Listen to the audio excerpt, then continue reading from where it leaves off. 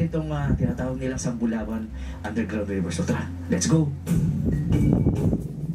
Sambulawan. So mula dito sa mismong pinagparkingan natin, medyo malambot nga lang yung kinalalagyan natin, pero yung mga locals dito, nilagyan ng remedyo. Tapos subukan na natin pasukin itong underground river. Dito sa tourism may magbabayad kayo ng 250 pesos kada isang tao. Pwede kayo kumuha ng tour guide at kayo na yung bahala kung magkano ang ibibigay ninyo bilang tip. Tapos nare-record nila magsuot ng life jacket. Mamaya malalaman nyo kung bakit. Kaya dali-dali na kami nagsimula maglakad pababa papunta sa entrada ng underground river. Nakita nyo naman mula doon sa may pinagparkingan na natin ng ating mga motor. Ibababa tayo ng 5 minutes, tapos tignan nyo yung bababaan natin nandun sa baba. Ito na ba yung underground? Oo, yan yung bungad, sir. Ito na yung bungad. Bababa tayo dito.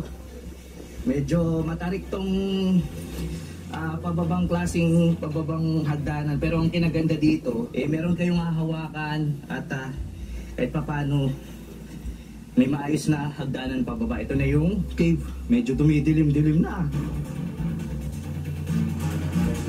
Dito na magsisimula yung adventure natin kasi kailangan natin dahan-dahan bumaba sa pinakailalim ng kuweba na ito at pagdaanan yung malang 90 degrees na hagdanan. Dito, kailangan